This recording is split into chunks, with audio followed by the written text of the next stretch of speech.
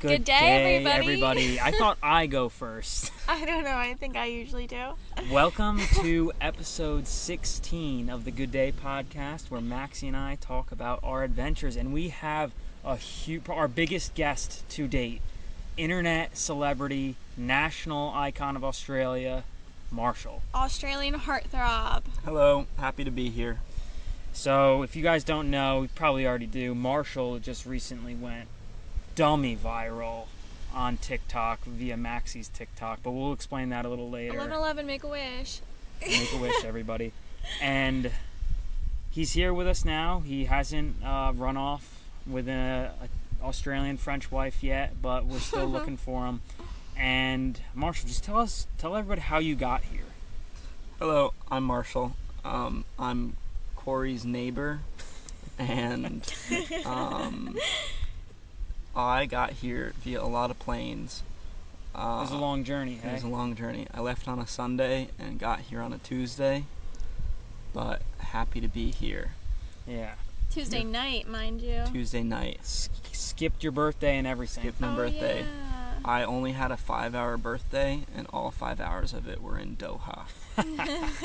What a place to celebrate 26. Yeah, they have a jungle inside the airport, which was cool. Yeah, and that was from our perspective, you were traveling for ages. Like, we were like, oh, okay, Marshall left Mexico City, and it was like days before we saw you. From my perspective, I was also traveling for ages.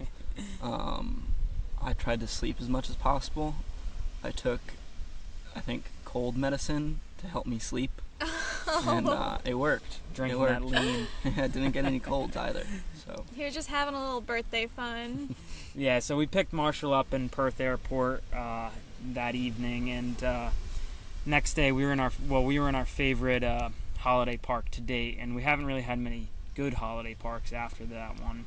But the next day we kind of just settled in and got some necessary stuff for Marshall, and yeah. Marshall's one thing he wanted to do besides get his camping gear was to get a haircut. He had texted us a few days before his trip, and he said, everyone grow out your mustache, and we're getting mullets upon arrival. And I fulfilled the mustache part, not the mullet yet. I'm working on it. But we took Marshall to get a haircut. And how do you feel about that haircut? I feel great about it. It was the one thing I had to do in Australia. Maxie and Corey are right. I texted them beforehand. Very little follow through on their end. Corey does have a good mustache going. Maxie did not even attempt one, as far as I can tell. Yeah. We get to a mall.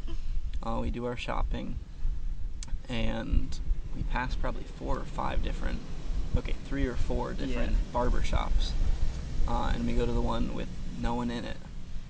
I sit down and I say, I'd like a mullet. And then a man says something to me in Australian. I don't know what he says, but a few minutes later I have a mullet. He puts powder in my hair, which was a first. Made my hair really sticky. But that was probably the best the mullet looked. Yeah. When it was full of powder. Yeah. Or right when you go swimming too. He I don't know about prescribed that. sea salt. He prescribed me sea salt. So we've been snorkeling. He started to chirp Corey, saying Yeah. he needed to line up.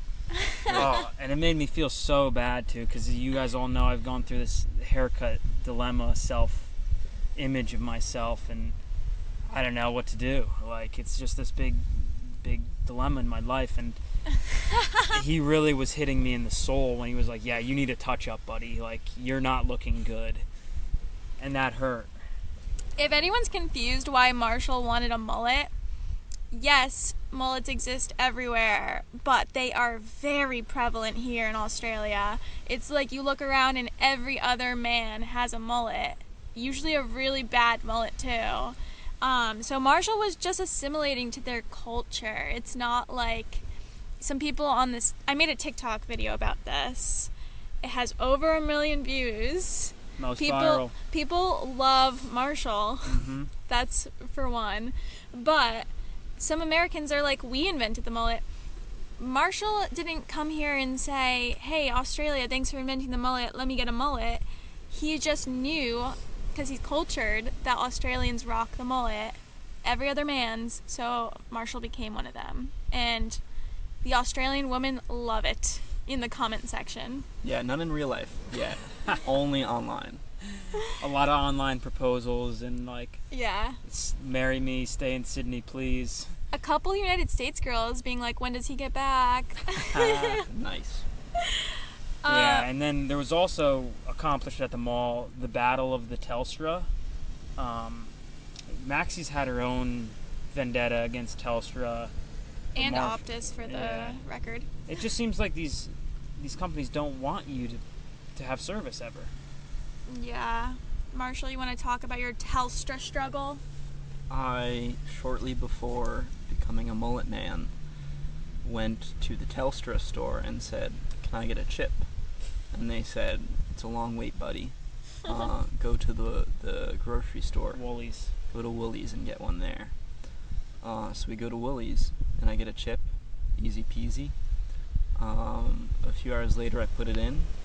I activate it and I don't have any service. And I think, okay, it's just a little wait. So we wait and we wait and we wait. And we end up going to Rottnest Island, where I still don't have any service. And I'm chatting with Indian men online about restoring this service. And they all say, have you tried restarting your phone? And I say, yes, I have. And so when we get back from Rottnest, we go to a real store. And we sit down. I hand the lady my phone. And I say, my service doesn't work. She says, have you tried restarting your phone? And I say, yes. She says, okay, this is above my pay grade. Brings over her manager. She says, have you tried restarting your phone? I say, yes. She says, well, this is above my pay grade. So they don't do anything. They give me a new chip, and then a new chip, and then another new chip. And about 6 chips later, it's been an hour, so I just walk out. And the chip still doesn't work on my phone. I tried everything, but I just put it in a different phone, and it works, and now I just hotspot from that Marshall phone. has 2 phones. Yeah. They've come in handy. One for the club Quokkas. and one for the quokka and one quokkas. for the...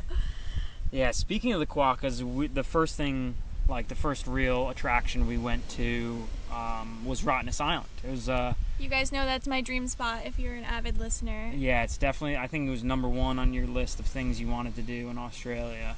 So good, so good. And it paid out. It was amazing. The quokkas were everywhere. It's not like you have to go to one spot to find them like the wombats in Cradle Mountain. Yeah. It's like they're just everywhere. They're supposed to be out at sunrise and sunset, but no, they're up all hours of the day in the town center, getting picked up by strange women. It was a lawless area, that town center. There were specific signs that said don't feed or touch the quokkas. And then these big gates, kind of like a western saloon that you push to get in, with big no quokka signs. And there were quokkas all up in those pens. They were everywhere. In the stores, being fed, restaurants. like from the table, being picked up by women and their children. Yeah. Corey picking them up by their tails, swinging them about. It was sick. And quokkas are known as the friendliest animal in the world. You should Google them if you have not seen a quokka. They're amazing, yeah. I will post more pictures if you haven't already seen the pictures. They have a smile on their face all the time, and the government actually encourages you to take selfies with them, which, if you've gone anywhere, it seems like the governments are always protecting the animals. Do not go close, let them be wild. Don't ride the dolphins. Yeah, don't ride the dolphins. But in this little island, they encourage taking selfies and getting up close with this animal because it looks like it's smiling. So that was a little refreshing.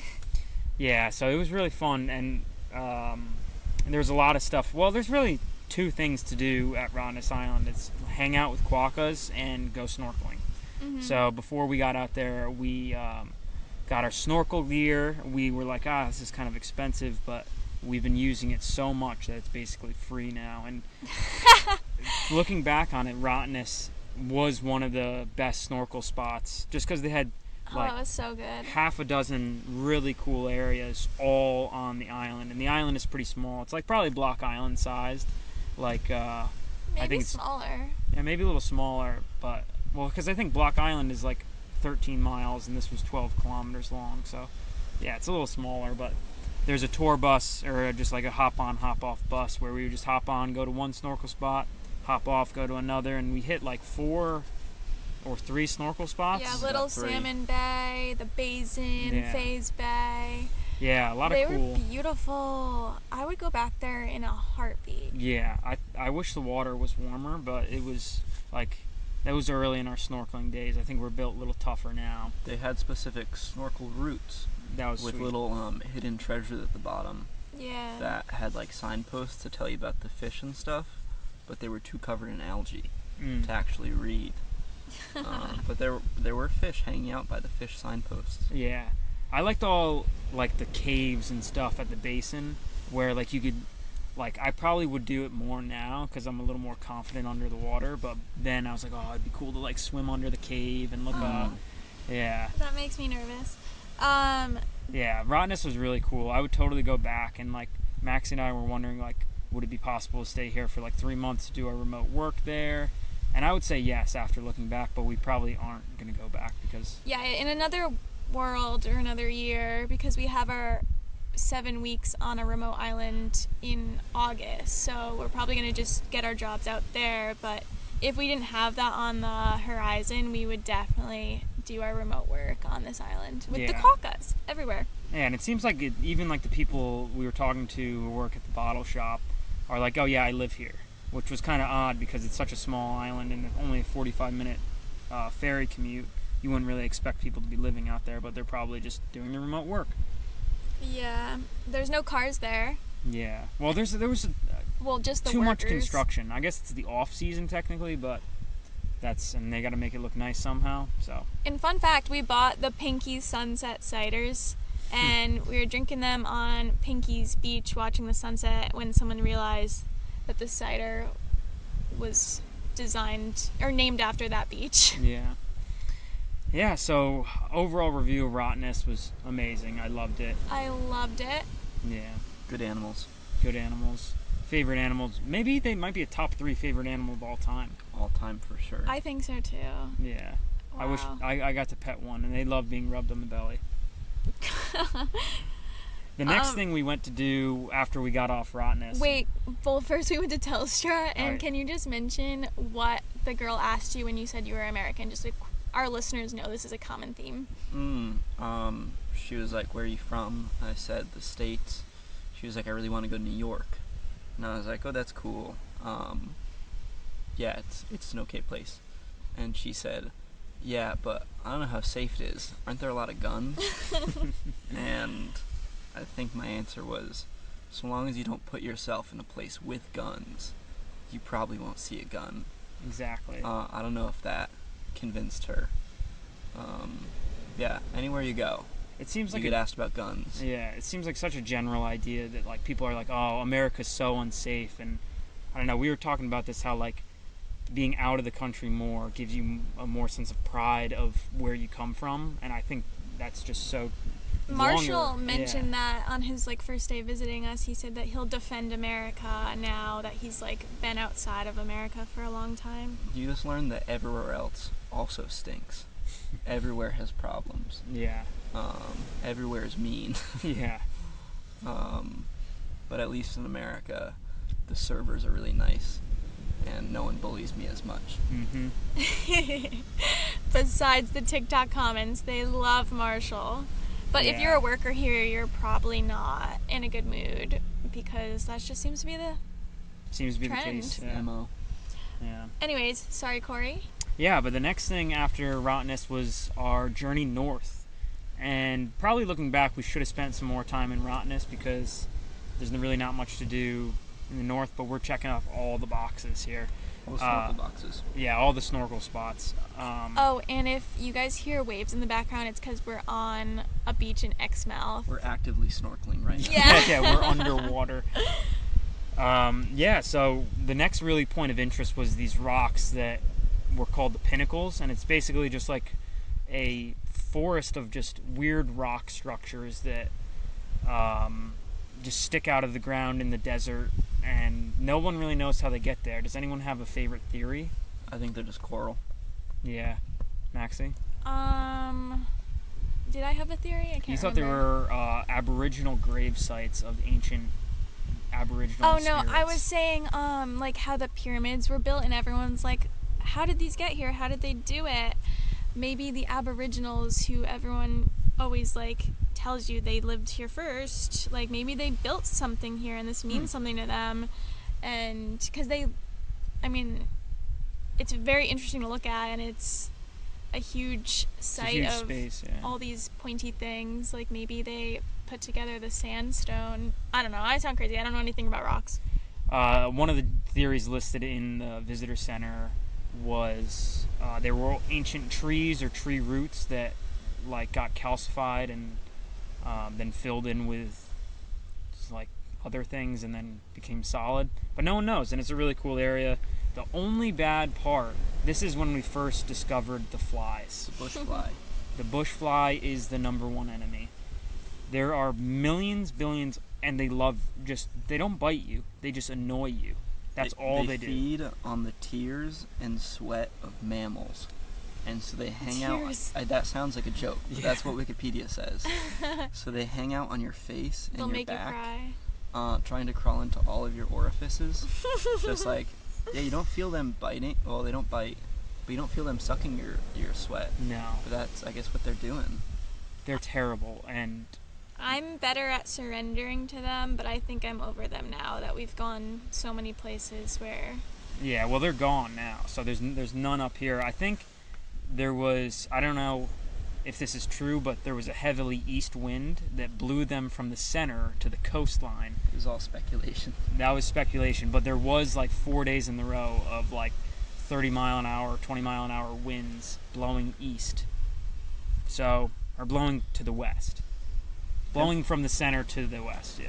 Pinnacles is where we saw people first with the fly masks, which are like nets that you wear over your head.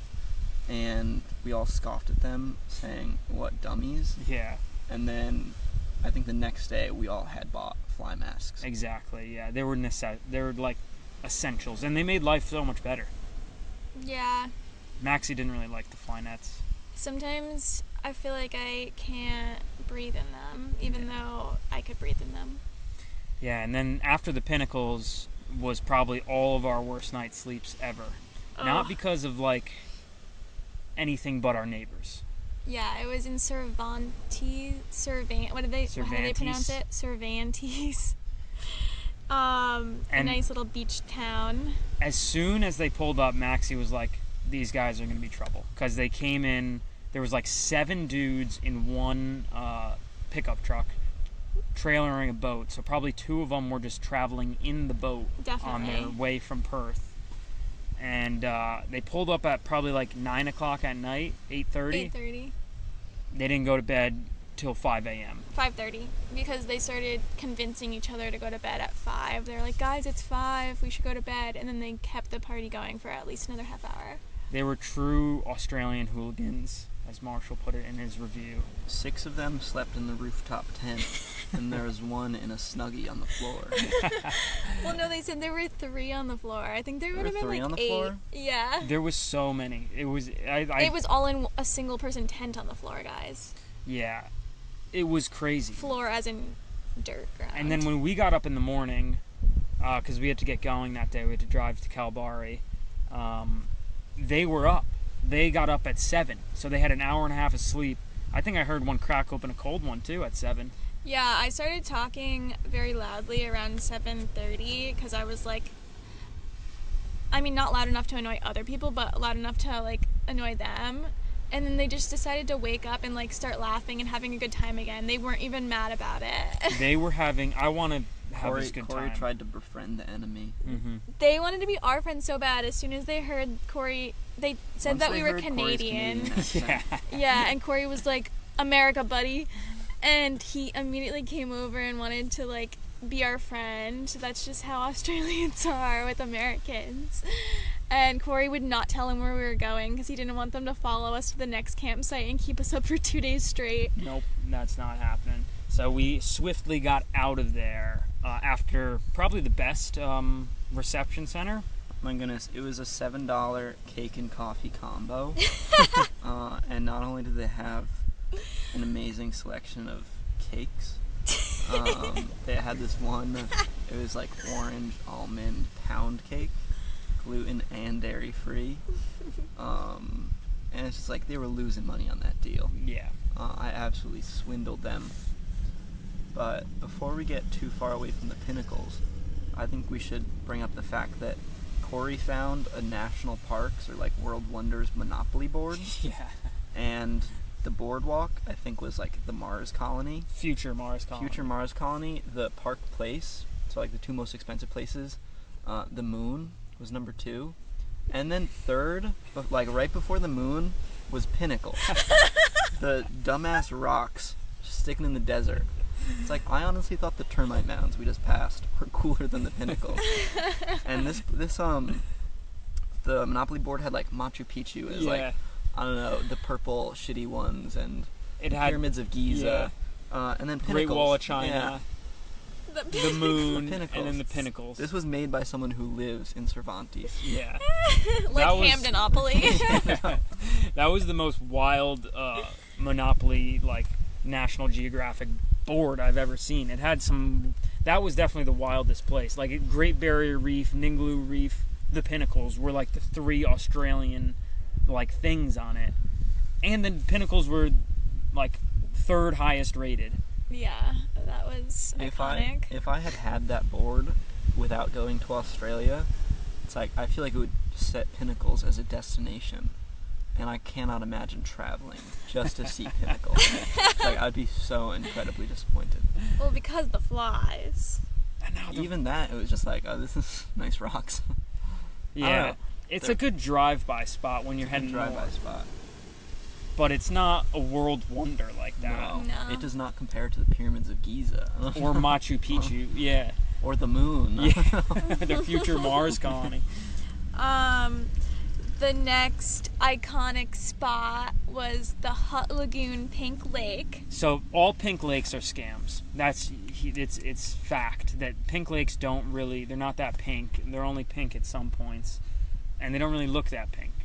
But this one was definitely the best pink lake I've seen. Yeah, this one was pretty pink. Yeah, they said you have to go at peak time, and we got there at peak time. It was pretty pink. Not like the pictures online, but still good. Yeah, you just gotta like increase the saturation a little bit to make it a tourist trap. Yeah. But it was definitely the most pink. It was pink. It was slimy though. Yeah, I didn't like the sliminess. Again, a lot of flies there. Mhm. What'd you think, Marsh? A lot of flies. That was my takeaway. Yeah. Once again, not something I'd travel for, but driving by, you could stop. Yeah. It's like we spent maybe 10 minutes there. Yeah. It's like that was the right amount of time. Yeah. And our next stop was KalBarri, which I really liked. Or sorry, what's an alternative name for this town? Capybara. Capybara. Yeah, I think Capybara is the nicest town we've been to yet. I don't know, it just was like, had a really nice river, nice downtown. Sense of community there. Yeah, there was really nice beaches where you could snorkel. They called them the blue holes. We saw probably some of the coolest stuff there. Well, not the coolest. Up to that We saw point. an octopus. Yeah, an octopus. A starfish. Some fish. You guys did not tell everyone what you saw, what Corey found at Rottnest Island. What did I find? Something near and dear to your heart. A lobster, yeah. The biggest lobster Corey's ever seen. I think it was like an 8-pounder. It was so big. Yeah, without the claws. And at the moment, we didn't know we could just take things from the ocean. In some places. Sea Farmer 101. Yeah, we should have just taken the lobster. I would have grabbed it. You should have known this. I know. But this kind of, after seeing that and after learning more, Marshall has been on an oyster kick. Yeah, it turns out you could just steal from the ocean's bounty, and they just give it to you for free. Yeah. The universe provides. The universe provides. So you got your first oysters from the blue pools in KalBarri. Is that true? I think so. They were small, I don't know. These were the small ones that Yeah. we ripped off the oyster beds. Cracked one open really easily. Didn't take me a long time. Just a bare few hours. hands too. Bare right? hands. I cracked Yeah. open my teeth and then slurped the oyster down. Definitely the smallest oyster I've ever eaten. About the size of like a small pebble. Essentially, Corey and I would not be eating these oysters, but Marshall's quite brave. There weren't enough to go around. Yeah. That's what it was. Yes. But it's like a fun mission. You've been taking snorkeling as it's not enjoyment, it's survival. Yeah, I'm just honing my ancestors as hunters and gatherers. Oystering, you're both hunting and gathering, Yeah. which is a rare one. Yeah. But sorry, Corey, I distracted us from the octopus that I actually found. That was a good one. And because it was right next to Marshall, found a starfish, and then Maxie saw this crazy looking octopus, and I don't know, I feel like things in underwater are weird to touch, but that definitely was like, I want to try and touch this thing because it looked so weird. The octopus? Yeah, but I was also terrified. It's one of those things where like it's like you want to try and feel it, but it's Not me. dangerous. I don't want to touch anything besides the sea turtles. Yeah, the sea turtles, we'll get to those. That was the passion project, seeing a sea turtle. But KalBarri had really, really, really cool red cliffs going down into like the deep blue ocean. Yeah, that was really It was nice. a nice town, and we stumbled the next day upon... Well, we wanted to get a park pass, and so there's this cafe called the Pelican Cafe, easy, right across from the beach. And then when we pull in, we see a crowd gathering just around a gazebo. I thought it was a cult meeting. And we look a little further, and there's birds and stuff, and we're like, oh, this lady's feeding pelicans right now and giving like a little talk about it. And Wild Birds Limited was just in awe. In my element. Yeah. Yeah, she almost asked me to give the talk, but I didn't want to steal her spotlight. Yeah. Let the record show this was like a sanctioned feeding that happens every morning at 8:45. Pelicans, their mouths smaller than Nemo would make you think. Yeah, they're still really big. Big birds, but I always thought their mouths hung down like Gullets. yeah. Yeah. Turns Thought it was out like they're- a bigger. Yeah. Yeah, I thought they were always drooping. Not true. Yeah. And they were getting attacked by seagulls too. There was a little bit of a fight going on from the pelicans and the seagulls, but the pelicans seemed like they had it under control. Yeah. That was cool, and KalBarri was a nice place. And then we went to the national park, which is just basically a big old gorge, canyon, Grand Canyon-esque, minus 1,000. No water in the rivers here, which is kind of a disappointment because water is life. Yeah, water is what you want to look at. People chase waterfalls. Yeah, the flies were bad here too, but we went to a couple different like famous features there. There's the Skywalk, Nature's Window, and Z-Bend. I thought Nature's Window was my favorite out of those three. Nature's Window is pretty Yeah, sick. same. A lot of Australian national parks have either no roads to get there, you just have to off-road to get there, or they have completely paved trails. So it's very strange, but a lot of these paths to get to these iconic viewpoints were paved. Not Z-Bend though. Yeah, one really cool thing about KalBarri was they like had their animals in statue form. So like all the local animals there were like put in the bush a little bit, but in statue form to see what they look like. And that's when we got introduced to the thorny devil, just a little lizard Also known as the horny devil by us. by Marshall. It has horns. Yeah. There's a horny toad. It could easily be called the horny devil. Easily, yeah. It's really cool looking. And there's also these giant arthropods that don't exist anymore, but they displayed what they look like. And I think they should be reintroduced into like New York City just to put people on edge. You know?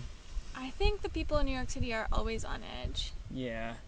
So Maybe they don't need them, but I say we bring those we back could from workshop extinction. that idea a little bit. Yeah, so KalBarri was a cool park. And Corey made a really good stir fry on a blacktop. That was fun. I actually want one of those like blacktop grills now. All men want one of those blacktop grills. Yeah. Not wrong. All men just want to be like Uncle Paul. Paul. Yeah, he's the go-to. Yeah, so after Kalbarri, we made our way up north more. The next spot was Monkey Mia, and I don't know. I don't think I'd go back to Monkey Mia. The town was a caravan park. Yeah, the whole place was owned by, what was it, RAC. And we thought it was an actual town we were going to, but no, just one massive caravan park. It was nice. It had like 2 restaurants, bars, A very pools. rude fry cook. Yeah. Very rude fry cook that wouldn't tell us about the happy hour, even though we got texted about the happy hour. Wouldn't serve me fries. Yeah. For my best good, but still. Yeah, but the whole attraction to this place was like back in the late 80s, some lady fisherman and a man fisherman would feed dolphins, and they would come to shore. And that like just attracted the whole school of dolphins to come hang out, and then people would pet them, people would just hang out with them. You could swim with the dolphins. Yeah, you could do all sorts of stuff with these dolphins. And now they make it, you can barely go in the water. It's like, I want to pet some dolphins, some wild dolphins. We went to both dolphin feedings while we were there, and that was cool, but they're like, stay away from the dolphins. We came here to swim with them. Yeah. But it was nice. Right when we got there, we took a walk on the beach, and one of the dolphins was just wandering around close to shore, like looking at people. The dolphin experience was cool. I just thought it would be a little more poppin', or like more interactive. Yeah. I mean, we got to stand in the water when they fed them, but Much more interaction with the osprey, yeah. the ostrich, the emu. The emus. Oh yeah. my god. That was an emu park where there were dolphins, not a dolphin Yes, park. yes, with yes. emus. Yeah, so there was maybe half a dozen emus roaming around the campsite, and people would be like, oh my gosh, it's an emu, let me take a picture, while they had like their food out. This emu would just go and steal all the food while these people are like, oh my god, just looking at it. And they were kind of aggressive too. Like, I would walk at one and I would play chicken with it because I wanted to show that I'm a dominant figure over the emu. The alpha bird. I'm the alpha bird. Who was and on then, your shoulders? Huh? Who was on your shoulders? Nobody. It was just me. And they wouldn't move out of the way. And they would just stare me down. And they're scary creatures. Yeah. But shout out to Piccolo for giving us a magical, immediate dolphin sighting. Yeah. And we spent 2 nights at Monkey Mia. And the second day we were there, we were on the snorkeling kick. And there's a national park right above Monkey Mia called Francois Peron. Peron. And it's just an off-roading track. And we haven't really done much off-roading. But there was some incentive because there was like you could fill up your air right when you get off, and it just like looked like a cool adventure to go on. I don't know. What do you guys think of the adventure? I don't want to go first. Let the record show that we're recording this outside of a 3400 V6 quad cam, superiorengineering.com 4x4 Prado Land Cruiser with tires the size of big donuts. Yep. And the person who owned this prior was a semi-professional, very amateur off-roader. So it's like we're in a tank. Yeah. And these greenhorns have never gone off-roading in it except for that one time. No, we have. Yeah, except for that one time. Definitely the longest off-roading journey we have done was this one. They wanted to come to Western Australia, and then they get upset when they have to off-road. I love it. They love to say they love it, but they don't love it. I'll be honest, I get stressed out driving just because I don't want anything to happen to the car, to my passengers. And it was 40K out and back of just pure, hard, like, very rutted, washboard, deep sand. Like, these guys were having the time of their life, woo-hoo, hanging out in the back in the passenger seat, where I was sweating behind the wheel, trying to stay on the line and trying to make sure everyone had a good time. Because I was having a good time. I just wanted to make sure they had a good time. Corey was so stressed, and Marshall was getting nauseous in the back. The nausea, not fun. Do I regret going? Absolutely not. That's what people do out here. They go off-roading. That is true. So I want to say I really, really, really like the off-roading, but I did not like how long this off-road was. Facts. There and back. For the most average snorkel, I did pull out of the snorkel early because my goggles would not stop fogging up, and all I saw was gray, and I was just like not feeling it. But these guys snorkeled for like another 20 minutes, and then we left. Yeah. And had to do the hour and a half off-road backwards. Let the record show Yeah. the Gmail Excel spreadsheet for the day said Monkey Maya / Francois Peron National Park / 4x4 for 5 to 6 hours. And we did those. We did all those things. Yeah. I'm happy that we did it, because it's like, I've said this before, it's like unlocking a new level of, I just gained so much XP. Corey truly leveled up on the way Yeah. back. We cut off an hour. I think we really Easily. did cut off an hour of driving. It took us probably 2.5 hours to get out there and only an hour and a half to get back.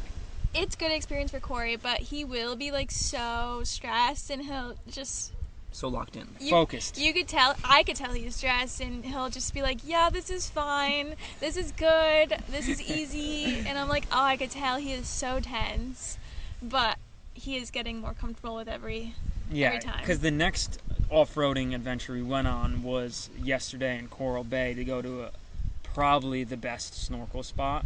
Yes. It was absolutely phenomenal, and this one was so much easier. It was only like 5K and 5 clay, and we absolutely crushed it and got out there beach driving. We're sitting on the beach now, and how did we get here? We drove on it. We would not be here recording on this beach if it wasn't for Francois Peron. Yeah, exactly.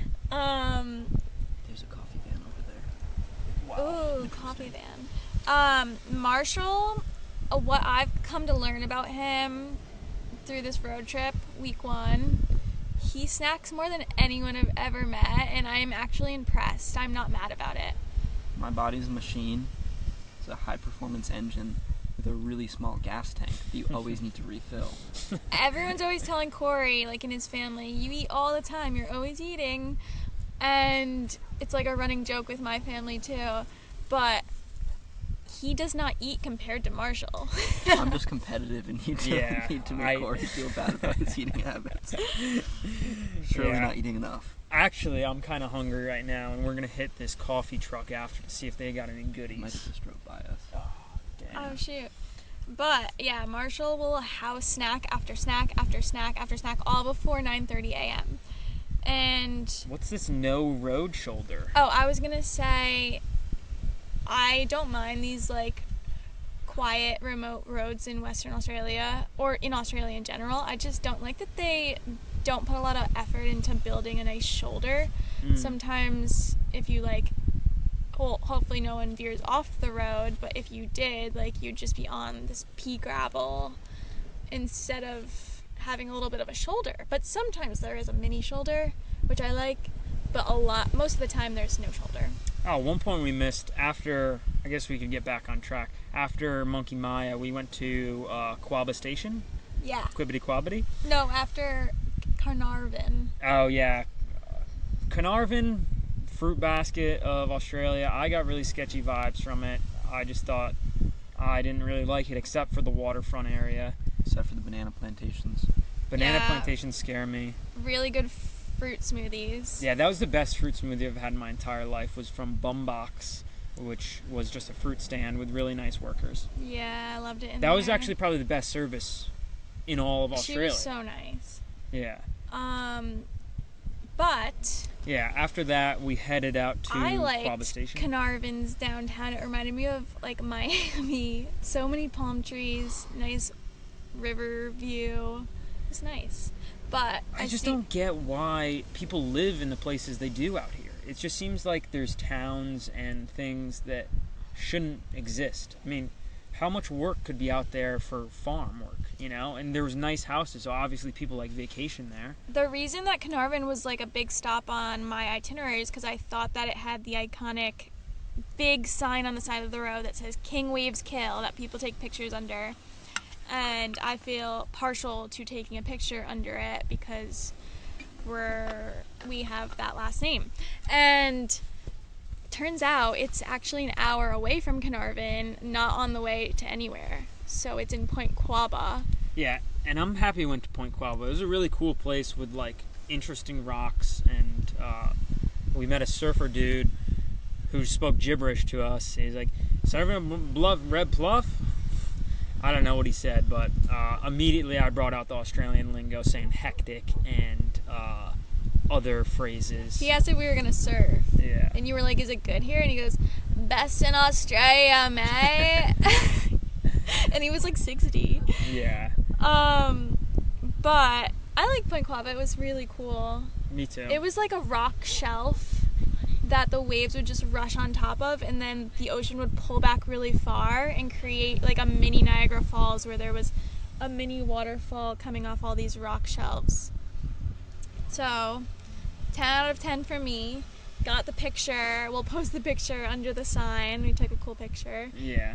And but after, as we were the night before we left Monkey Maya, there's this whole baseline of Australia. They have bad service. People are not nice at like customer service positions, as in like America. People are nice. Like at grocery stores, like a checkout line, think of Trader Joe's. oh, so nice. Yeah, that's They could never have that here. That's the reason. complete opposite of here. Like we were checking out in this small grocery store, fishing shop, supply store, and I didn't bring any bags in, so Marshall and I were just getting some goods.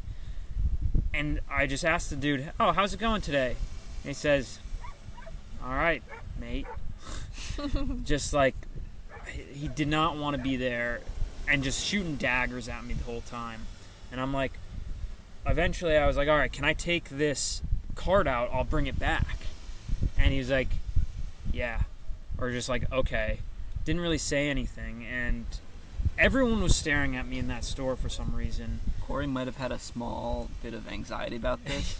I don't think everyone was staring at Corey, but Corey was acting as if everyone was staring at him. Yeah, and so I'm like loading all the goods into the basket, and I look around at all these people, and I thought one of them was a worker, and I was like, "I'll take this back, don't worry, I'll bring it back." And then the lady's like, "I don't work here." She said this after Corey scuttled out of the store. I just had to get out of there. I just didn't like the feeling. There was a mom with her 2 kids waiting in line to check out. A very normal thing to do. I don't know. She shouldn't have been staring at him. Well, Giving him the anxiety. yeah, just not my best social performance in that store. I'm glad it's over, and I made a promise that I'm never going to go in that store again in my entire life. But they had the best chicky nuggies. And I'll also say none of my ancestors will ever go in that store again. Okay, guys, Can't it was promise that. called Shark Bay Supermarket in Denham, I think. The top of the food chain. That was their slogan. No, the kid was an absolute brat, but just felt a little zonked. Yeah. Like, he couldn't have been older than like 15, 16. But mentally, he was just not there. I feel like normally I live in bizarro world with weird interactions, but I am very satisfied to hear perfect Corey with his great stranger socialization performance on a normal day had a weird experience.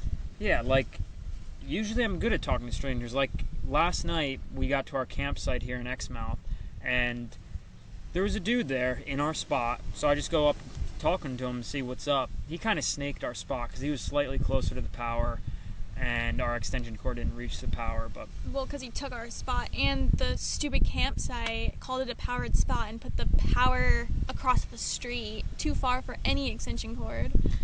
yeah, but this guy just was like, "Oh, where are you from?" And I just said, "Oh, from America." And he's like, "Oh, how many bulls have you ridden?" Just already, he was he was like, I'm a sheep shearer and I ride bulls. I'm going to ride some bulls tomorrow night at a rodeo, trying to make some cash.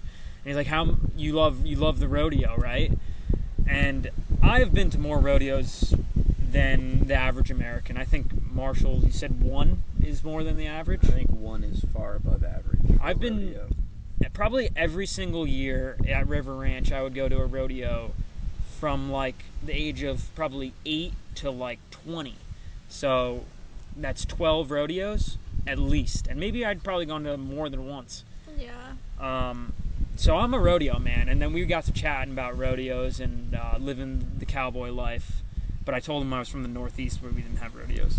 But he also said that he had been in that spot for like 4 days, 5 nights or something, and Corey's convinced that he probably paid for one night to get into the park and never left.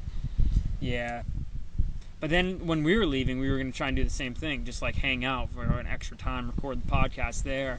Some dude comes by us, he's like, you getting out of here? This was like 3 minutes after checkout time. He was very friendly about it with the record show. He was so mean. No, he was fine. He was nice, and then I called reception just to be cordial and asked for an extra hour. These caravan sites, you don't need to do anything to turn them over. It's not a hotel room. You just drive away, and then it's ready for the next person. So I was like, can we have an extra hour? Because check-in isn't till like 2 the earliest. And she was so rude, and I like tried to tell her that someone took our powered spot, quote unquote powered, and yada yada, and that we just would like an extra hour, and I was being so nice, and she was like, you must leave now. No, you have to pack up and leave now. Someone's coming in. And so, anyways, I left them a bad review because she was rude. Yeah. I don't normally write reviews, but sometimes you just need to. Marshall disclosed that he's a professional reviewer. You want to give us some of your stats? 2,500 contributions on Google Maps, level 7 local guide, 13 million cumulative views on my reviews, and Google has paid me not a cent. They've given me nothing. If you're thinking about getting into reviews, go to Yelp. Speaking of reviews, should we go through our snorkeling ratings? Yes. So the last one I think we all agreed on.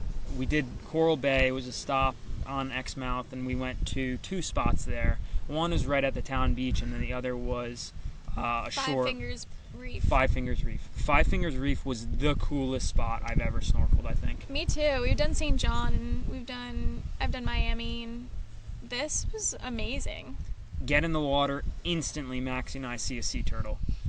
It was amazing. And then we got Marshall to see it too. Maxie, Instant turtle. Yeah, instant turtle, so skyrocketed its ranking. So that's number 1 for me. We followed him for a while. He was so cute and magical. Yeah, and I think we also all agreed that collectively Rottnest Island is number 2. Mm-hmm. Yeah, the little Salmon Bay. Just all of it. All Just of it. 'cause Oh, it's yeah, like, yeah. Yeah. Just because. Easiest access to snork. Yeah. To dives. To dives, yeah. Well, what about the blue pools in KalBarri with that? Pools? Nah. It was too No? shallow. It was shallow. I could not dive. I was only snorkeling. Yeah, and it was kind of, we saw some moon jellies there, so. True.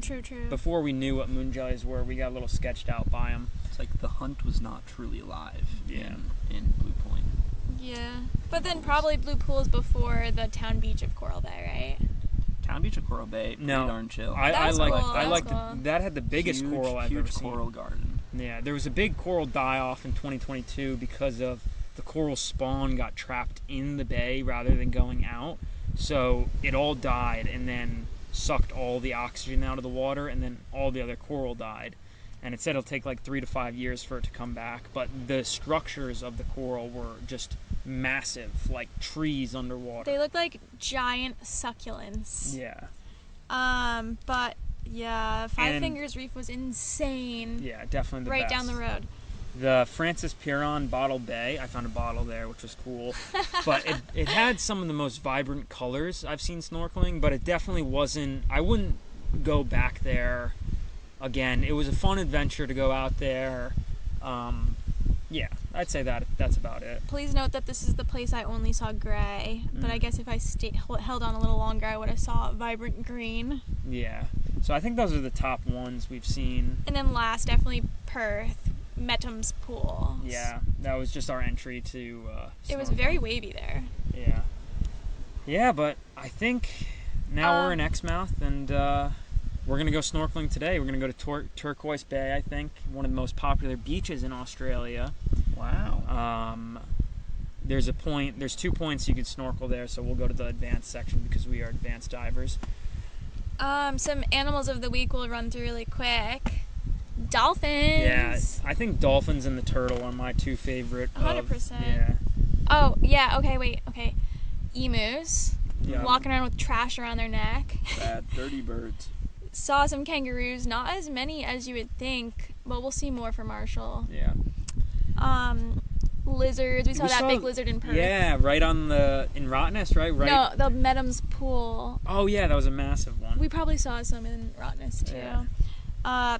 Bunch of pelicans this week. Bunch of them. Oysters. Top creature for Marshall. Some fishies. He also collected them from other beaches and ate them. We didn't note that. We got the crabs with the big eyes that Maxie saw. They were like from a movie. I don't know. They looked like AI creatures. Yeah, these crabs with 2 eyeballs on top of their heads were watching me from their little holes on the sand. We saw some lobsters, octopuses, shrimp. Octopi. Wait, is that no, how you just say one it? octopus. No, octopuses. Yeah. Wait, I There was don't a know. big clam that had an eel in it that someone pointed to us. That was really cool. The clams were crazy out there. Yeah. Clams went hard. Saw prawn at the blue pools. Marshall saw a shark right underneath him, a reef shark, and then I saw it in the distance. Those bad boys are fast. I didn't see the shark because my eyes were closed. No, I'm kidding. I wanted to see it, but I was trailing Corey, and he was kicking so hard to catch up to it that all I saw were bubbles. And I've seen them before in other dives, not in Australia. And we said turtle? Yeah. Turtle is the best. And we're seeking whale sharks and... Dugongs, which is a manatee. And more oysters. Yeah. I have no hope for the dugongs. Yeah. I don't think we're going to see them. Yeah, those will be really hard to see. Are you having fun with us? Uh-huh. Would you recommend it to other people to come out? Yes. Wow, convincing.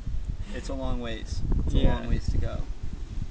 Well, don't come from Mexico City. Don't come for fly season. Don't go to the alligator area. He hasn't even been there himself. Yeah, what's the point of being in Australia if I can't snork? If I be can't diving? snorkel, what has this all been about? Yeah, well, thank you guys all for joining us, and thank you, Marshall, for joining us. Thank you, Marshall. Hopefully we'll have one more episode with Marshall. Maybe he'll be on his own by then if he hates us. Yeah. Maybe he'll start his own podcast. The terrors of traveling with Maxie and Corey. Yeah, well, Anyways, thank you guys all for joining us. And have a good day. Have a good day. Have a good day.